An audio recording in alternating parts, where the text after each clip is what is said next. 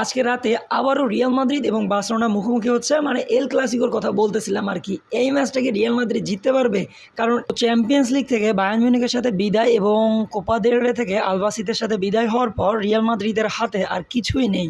যে জিনিসটা ছিল সেটা হচ্ছে লা লিগা, এবং রিসেন্টলি রিয়াল মাদ্রিদ লা লিগা থেকেও বের হয়ে গিয়েছে। এবং আজকের ম্যাচে রিয়াল মাদ্রিদের হাতে হারার জন্য কিছুই নেই, কিন্তু বার্সেলোনার কাছে জেতার জন্য সব কিছুই রয়েছে। তাদের সামনে একটা বড় সুযোগ রয়েছে যে আজকের ম্যাচটা তারা যদি রিয়াল মাদ্রিদকে কোনোভাবে হারাতে পারে, তাহলে তারা রিয়াল মাদ্রিদের সামনেই ট্রফি সেলিব্রেশন করতে পারবে। রিসেন্টলি রিয়াল মাদ্রিদের প্লেয়ারদের যে পারফরমেন্স, তার থেকে ভালো পারফরমেন্স দেখাচ্ছে তারা ড্রেসিং রুমে নিজেদের সাথে মারামারি করে।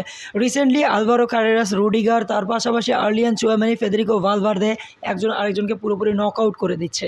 তো আজকের ম্যাচটা এই যে প্লেয়ারদের খেলার যে রেজাল্ট, এই রেজাল্টের চাইতে এক্সাইটমেন্ট আরও বেশি থাকবে যে মাঠে তারা এক হয়ে খেলতে পারবে কিনা।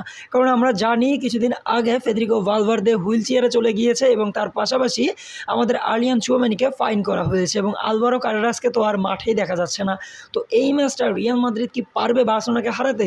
যদি আমাকে জিজ্ঞেস করেন, আমি বলবো যে বড়জোর এই ম্যাচটা ড্র হতে পারে, হারাতে তো পারবেই না। কারণ রিয়াল মাদ্রিদের কাছে বর্তমানে রয়েছে দ্য ডিক্টেটর, মানে কিলিয়ান এমবাপের কথা বলতেছিলাম আর কি। রিসেন্টলি ইনজুরি থেকে ফিরে আসার পরের কথাই বলেন, কিংবা ওয়ার্ল্ড কাপের জন্য নিজেকে নিরাপদ রাখার কথাই বলেন, এই দুইটা দিক মিলিয়ে বর্তমানে কিলিয়ান এমবাপে নিজেকে একটু সামলায় রাখতেছে, মানে একটু ছাড় দিয়ে খেলতেছে, যে কারণে তার গোল করার অ্যাবিলিটিটা অনেক বেশি কমে গিয়েছে। তার পাশাপাশি যে বিষয়টা রিয়াল মাদ্রিদের হয়েছে সেটা হচ্ছে রিয়াল মাদ্রিদের একজন ক্রিয়েটিভ মিডফিল্ডারের অভাব। কিছুদিন আগে পর্যন্ত ওই দায়িত্বটা পালন করতো আমাদের আর্দা গুলার, কিন্তু রিসেন্টলি সে পুরো সিজনের জন্য ইনজুরিতে পড়ে গিয়েছে, এবং ওই পজিশনে রিয়াল মাদ্রিদ কাউকে ওইভাবে আর খেলাতে পারতেছে না। তার পাশাপাশি যে বিষয়টা সবচেয়ে বেশি রিয়াল মাদ্রিদকে ভোগাচ্ছে সেটা হচ্ছে রিয়াল মাদ্রিদের ডিফেন্স লাইন। একের পর এক প্লেয়ার ইনজুরিতে পড়তেছে, আবার যে প্লেয়ারগুলো রিয়াল মাদ্রিদে রয়েছে তারা রিয়াল মাদ্রিদ লেভেলের ওইভাবে পারফরমেন্স ডেলিভার করতে পারতেছে না। তো এই ছিল রিয়াল মাদ্রিদ কেন বার্সেলোনাকে বিট করতে পারবে না সেই কারণ। এখন আসা যাক যে রিয়াল মাদ্রিদ কেন ম্যাচটা জিততে পারবে, বা কী কারণ যে রিয়াল মাদ্রিদ এই ম্যাচটা খুব কঠিন মুহূর্তেও বের করে আনতে পারবে যদি তারা ট্রাই করে। সেটা হচ্ছে টিম বন্ডিং। রিসেন্টলি দেখা যাচ্ছে রিয়াল মাদ্রিদের প্লেয়ারদের ভিতরে আর ওইভাবে বন্ডিং নেই। সেটা বলতে পারেন ড্রেসিং রুমে, সেটা বলতে পারেন খেলার মাঠে। আমি বলতেছিলাম ভিনিসিয়াস জুনিয়র এবং কিলিয়ান এমবাপের কথা। এই দুইজনের ফিনিশিং লেভেলটা অনেক বেশি নিচে পড়ে গিয়েছে। তার পাশাপাশি ভিনিসিয়াস জুনিয়র তো কিলিয়ান এমবাপের সাথে পারফরমেন্স ডেলিভারি করতে পারতেছে না।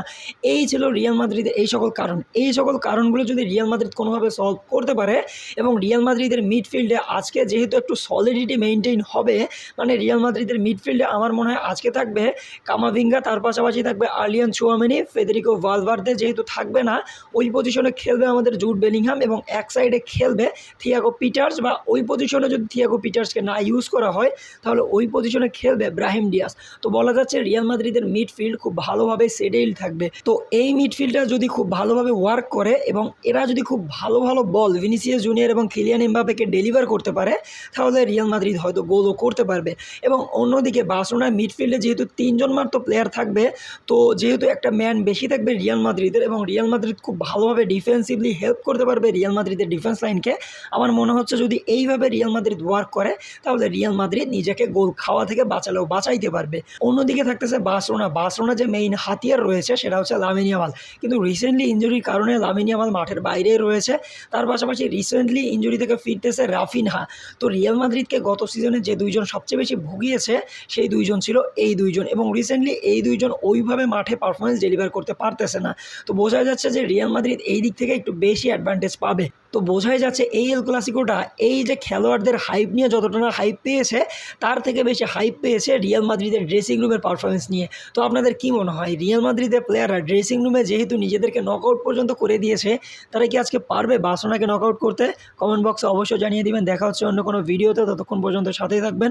যারা ইউটিউব থেকে দেখতেছেন তারা সাবস্ক্রাইব করবেন, যারা পেজ থেকে দেখতেছেন তারা ফলো করবেন। আসসালামু আলাইকুম। Justice for Hadi, hello Madrid, ইনাদামাস সু।